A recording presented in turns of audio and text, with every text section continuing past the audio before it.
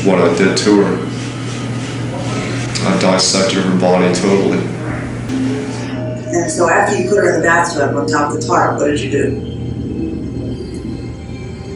Well, the first thing I did, I let out the blood from the neck. I had lifted her legs up above the bathtub so that all the blood would drain down, and so that it would flow downward so I could get all the blood out of her body. The saw was only specifically used basically for the bones and cutting off the head. And you knew you would need something sturdier than a knife to do that. But I realized then after doing it, the best way to do it was like to take off one limb at a time with the butcher knife. Today's true crime story involves a bizarre, possibly imaginary cult, a ballerina who was dismembered and fed to the homeless, and the killer that owned a pet rooster. Not even kidding. Hello, my name is Holly, and this is the Murder She Shed, the place we honor the dead, usually right from my she shed. But for the next 2 weeks, we're going to be in Colorado camping and hiking, and so you get a different background. Just let me know if anything like a bear sneaks up behind me, because I actually seen some bear signs last night, and you never know. So you better let me know. Before we go any further, could you please hit that subscribe button so you can hear all my rarely told true crime, like I said, usually from my Murder She Shed, with my little German Shepherd Simon, that I miss so much. Anyway, let's get right on to this story. Daniel Paul Rakowitz was born on December 24, 1960. Since Daniel's father was in the military, his family traveled a lot. His father was a criminal investigator for the U.S. Army. When Daniel was just 3 years old, his mom died from a heart attack right in front of him in a hotel room in France. Daniel's father then married Daniel's aunt, his mom's sister, and didn't re-enlist in the military. Before we go any further, my true crime nature is coming out on me in this, and okay, his mom died really young, his dad is a criminal investigator, and now he marries the wife's sister. I just want to say it all sounds kind of fishy to me, but that's just the conspiracy coming out, me thinking that. Soon after, the family moved to Rockport, Texas, where Daniel's father became the new sheriff in town. Daniel actually was able to graduate from high school in 1980. Daniel and his father had a rocky relationship due to Daniel's experimental drug use mixed with Daniel's mental illnesses. Daniel visited many health specialists in his early teen years and even had shock therapy at only 14 years old. At 19, after Daniel graduated from high school, he enlisted in the Army. He became an expert rifleman and spent 14 weeks in Army law enforcement school. After his discharge, he applied for a job as deputy alongside his father, who turned him down. He didn't want son to be working for him, apparently. He maybe just didn't trust the boy. Sad that your own dad don't trust you. After his father's loss of control over Daniel, he kicked him out of the house. Daniel then moved to New York at age 19. Daniel was a bit of a drifter for the next few years, but eventually settled with a larger homeless population in Tompkins Square Park. In 1989, Tompkins Square Park was filled with a tent city made up of hundreds of homeless people. Daniel began selling happy grass, wacky weed, whatever you want to call it, to make ends meet. He walked around with his pet rooster, named Rooster, how creative, either in his arms or his backpack. Apparently, during this time, he began thinking of himself as Jesus. You know, Jesus Christ, the one that came to save the earth. Daniel now thought he was Jesus. At 23 years old, he married a 14-year-old girl, found a place for them to stay. Daniel beat his young wife and would chain her to the refrigerator before he'd leave the house. He often bragged to his teen wife about previously decapitating a dog, strangling and taking a woman's eye out of the socket with a screwdriver. Needless to say, this relationship didn't last. I can't blame her. Daniel began dabbling in Satanism. Yeah, I know, apparently he went from being Jesus to now dabbling in Satanism. Went from one spectrum to the other. I don't know how that comes together, but apparently in Daniel's mind, it did. Not content with being a follower, he founded his own religion, the Church of the 966, which relied on animal sacrifice. Daniel sometimes left chicken blood on walls as a trademark for his religion. Daniel believed that while the number 666 represented Satan in the Bible, Satan had transformed over generations and was now represented by the number 966. Perhaps that's why he named his new cult Church of the 966. Hey, that's some good thinking. I know, I'm genius sometimes. You don't have to tell me. But I don't know how he came up with this theory. Just out of his head, I suppose. Daniel was known for sudden fits of rages. He had delusions of grandeur. He didn't like touching people, and he had fantasy, imaginary cult followers. I guess he wasn't able to get his actual followers, so he made imaginary ones. That's when you know you're not built to be a cult leader. But Daniel didn't realize that, I suppose. He would often tell other people how someday he was going to kill someone. He was often known to have cats and dogs, but he would end up killing them. I was actually going behind the cops and telling them, hey, I see y'all talking about, your own personal stuff, but what about somebody crazy like me that would come behind you that just totally hates cops and would just like nothing more than just take off all your heads while you was looking the other direction?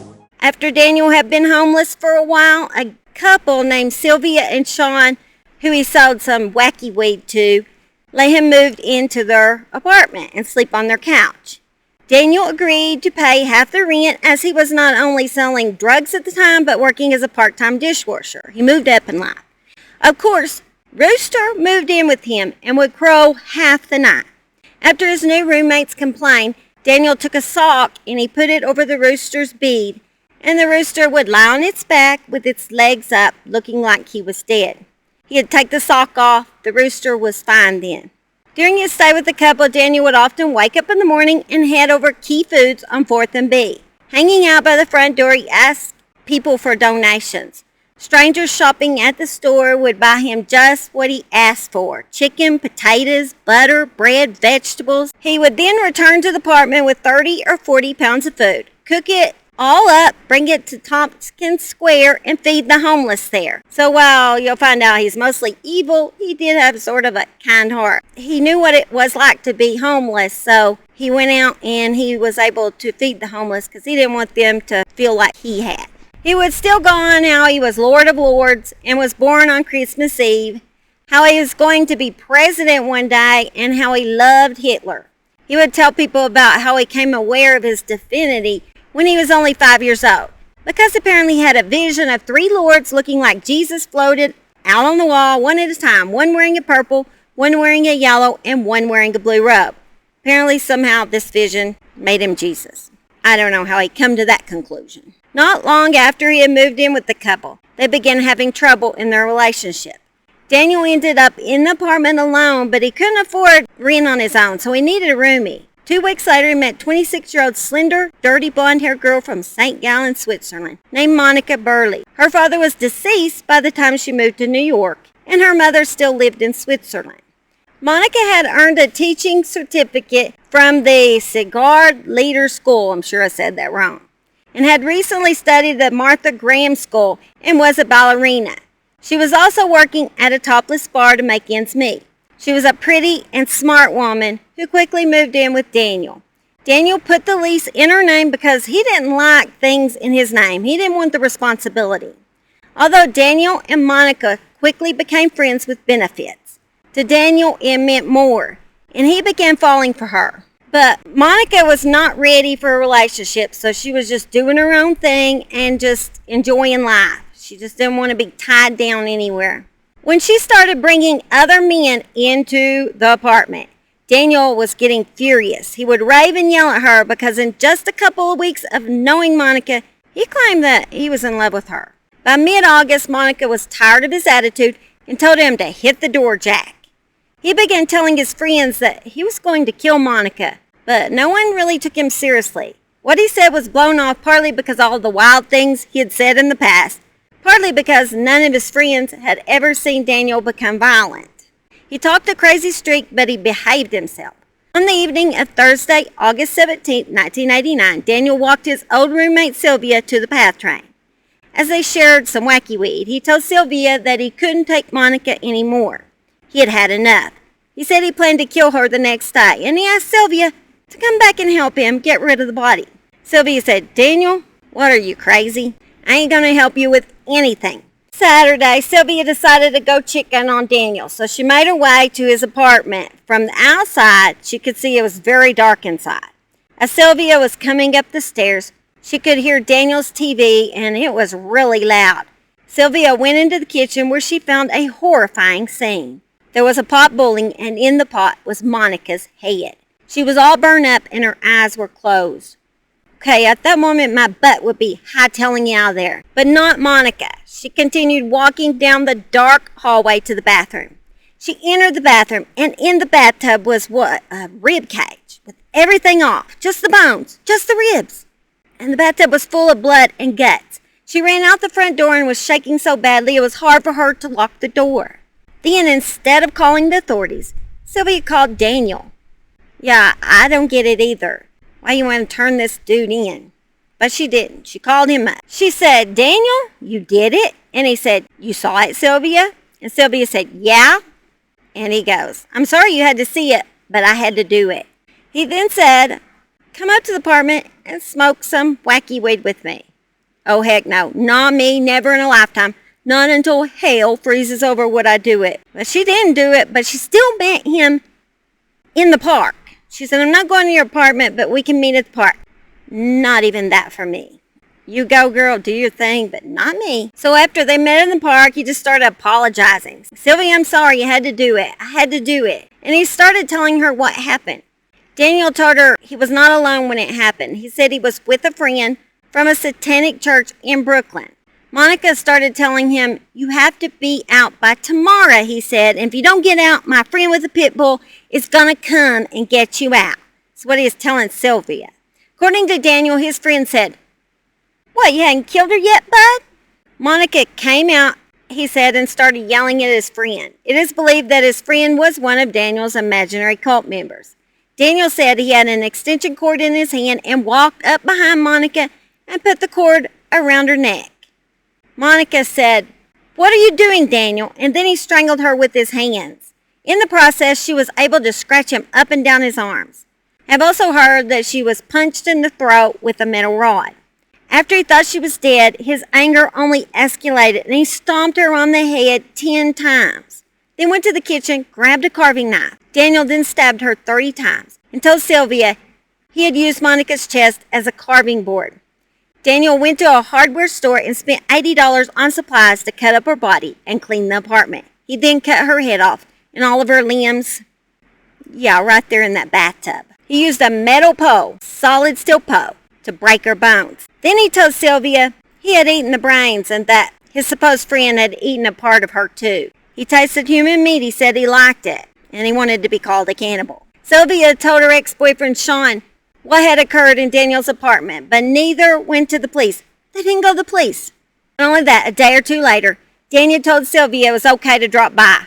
So she went right over there. If you ask me, that makes her crazier than him.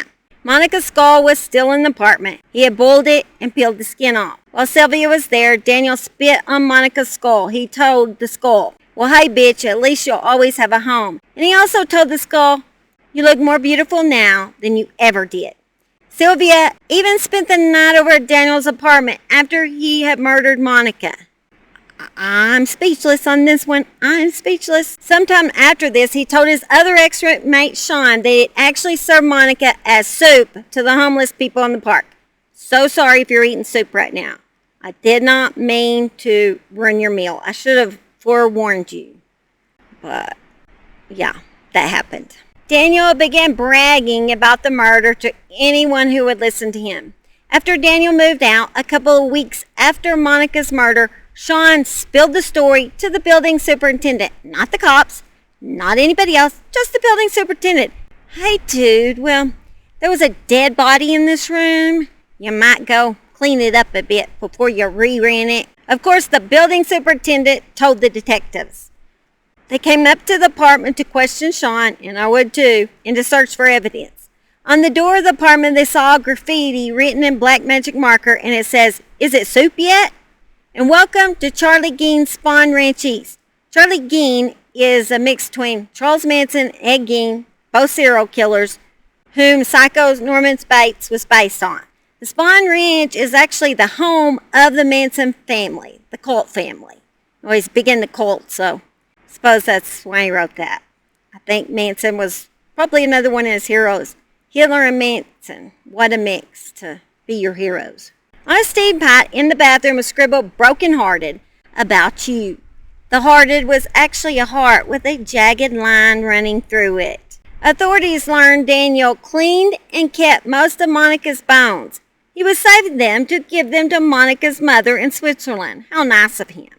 In the meantime, he kept them in a drywall compound bucket filled with cat litter in a locker at Port Authority. When asked by the police about the body, he told them about the locker.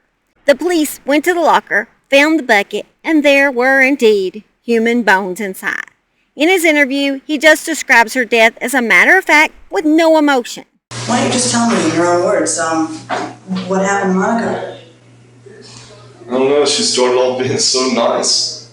And then all of a sudden, she started, like, flipping out. When did you first meet her? Like the first Tuesday in August. And how did you come to meet her? I was just walking on the street and seen her. Mm-hmm. And so then I smoked a joint with her.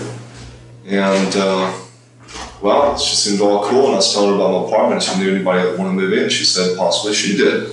So I took her there right then. She saw it. And, some more pot, then we ended up, having sex. And then Friday, took over to her to the real estate office, and we arranged to have the lease made in her name so she could pay the black rent so that I could really just stay there. So when did you first start to not get along with her? I mean, I thought you got along with her great at the beginning. Friday, the day she signed the lease. She's just like saying, you're stupid and all this. And she even told me one time I was stupid for having let her sign the lease. That's serious. And I helped her move in and all this. I went out to go get pizza supplies because I was going to make a good pizza, which I did that night. I came back and found out my cat had been killed by a pit bull in the hallway. She had put it outside and it got killed by a pit bull. Did you suspect Monika had something to do with it? Yeah, she was even laughing at me about it. What did she say? She says, well, at least now that cat won't give my cat problems. And it's all smirky, And this is after she already ate a half a pizza, And just like in the course of the next 2 weeks, she was just like totally making threats against me every day. Said she was going to bring her friends to kick me out and all this. And even on the Friday night, I ended up having like a drag out with her then, which she scratched my arms. I threw her backward and all this. How did she fall down? She just... She fell on her back? Yeah, she fell down right on her back. What did she do then? Just started gurgling, and then her arms just went to her side, and she was just like that. And what did you do then? Then I just like, wow. And I was just like, I was waiting for her to get up because I didn't think I'd done nothing to her.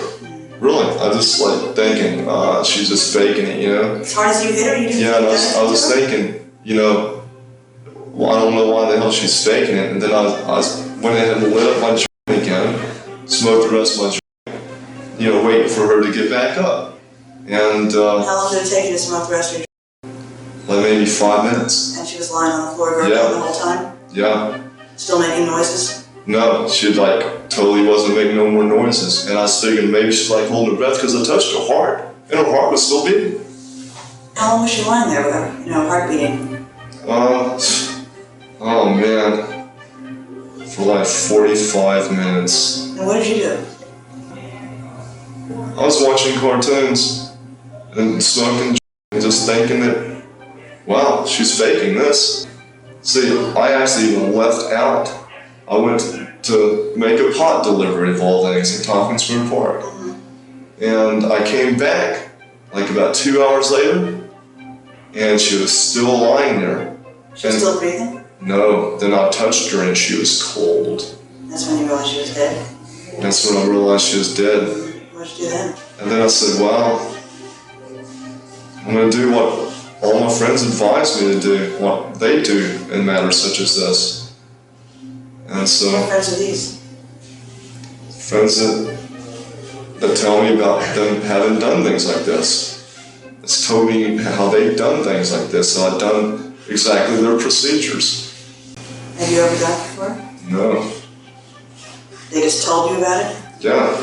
So, Because they're involved into a special religion that they do a lot of weird things like that. so you thought to yourself, what, how can I get rid of this body? Yeah.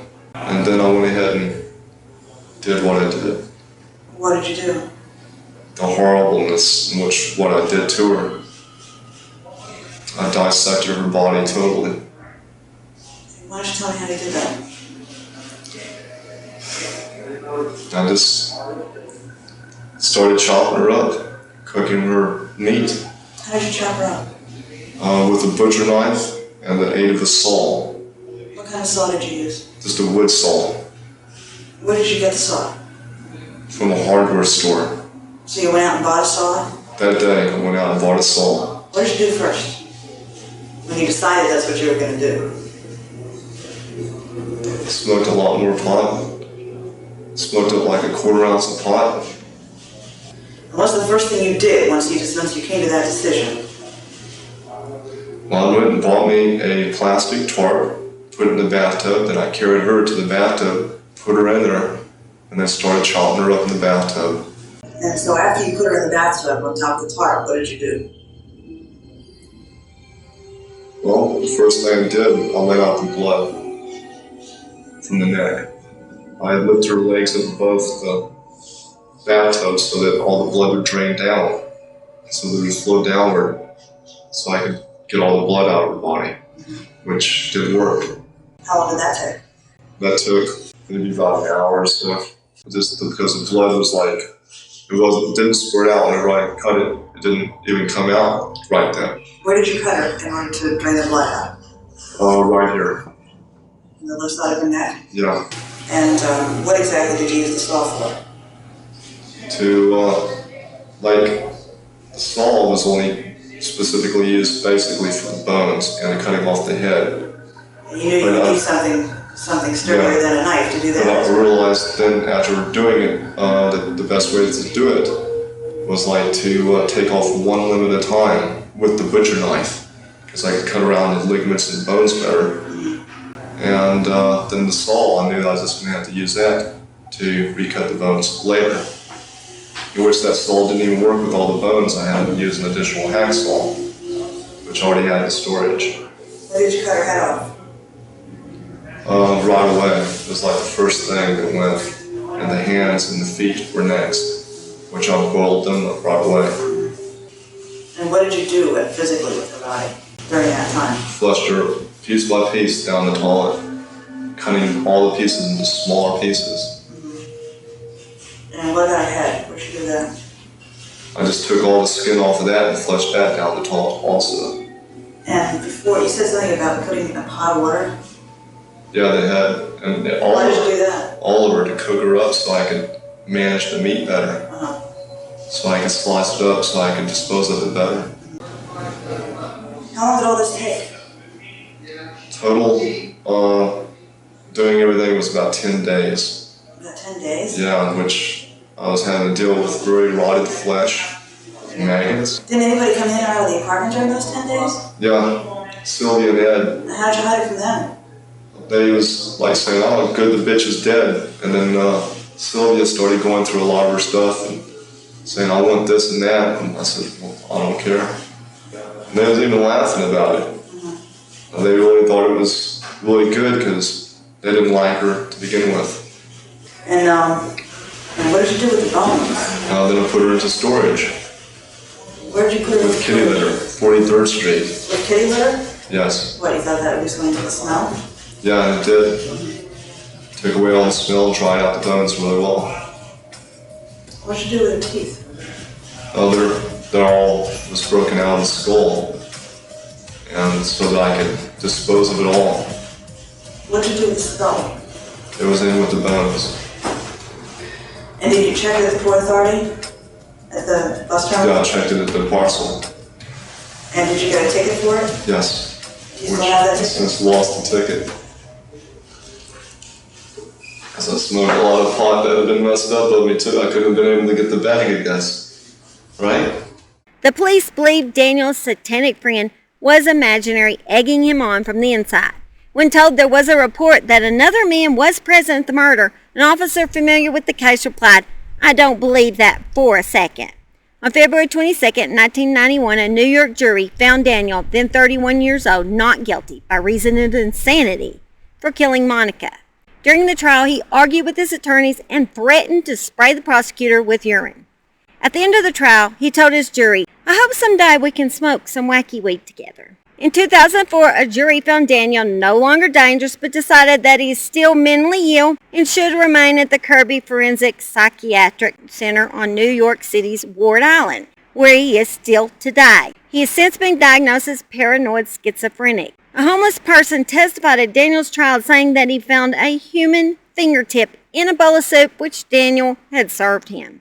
In 1992, a member of the Church of Realized Fantasy, Randy Easterday, was arrested on charges that he had helped Daniel kill Monika and dissect her corpse. He was later released due to lack of evidence. Alright guys, hope you are having a blessed week. And as always, I will leave you with a few bloopers. They'll probably be from other clips I've done before because, oh Lord, I probably filmed this video like 5 times. One of them, it began to rain on my head. I don't even know all the things that happened, but you know my life is chaotic and crazy, just like me. So, yeah, it was pretty rough trying to film this. And ignore, if I got names wrong, I do apologize. I have no electricity out here. I have no internet.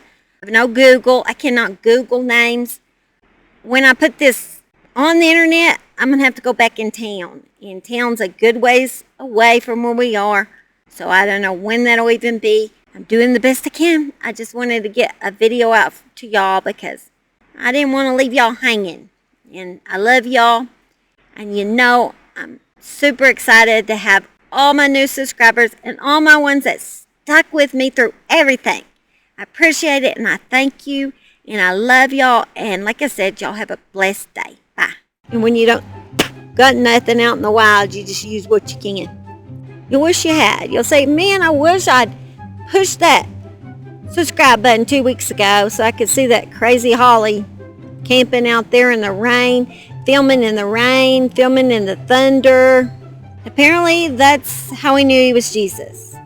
Although, he's also a Satanist. So, I cannot explain that to you. I cannot. I've tried it. I tried to figure it out, and it's just not adding up somewhere. During this time, he began to think of himself as Jesus Christ, and taking a woman's eye right out of the socket with a screwdriver. It sounds nothing like anything Jesus would do. I've never heard these things in the Bible, so. Looking like Jesus, floating out of the wall one at a time. He must have been doing the happy grass back then, too.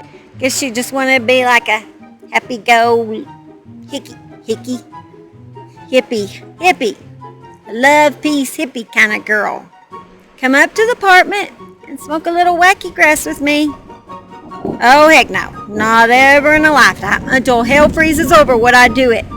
Not even to the thunder gods would I go there for him. We can smoke up some wacky grass together. It's pouring down rain on me, so hopefully I'll just edit in the last part. Apologize for wearing OU. It was on clearance.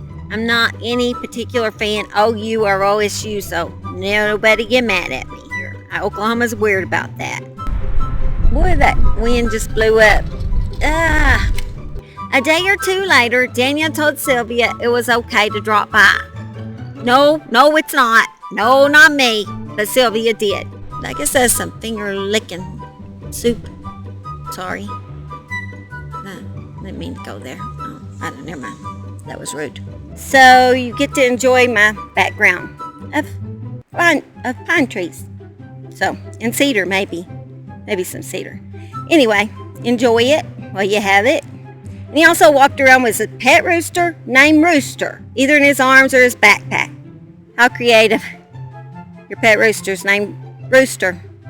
That is one creative mind. She was just doing her own thing and just living life to the mostest, I guess. Mostest, I don't know. Sounds of the rude world heard in the the moonlight.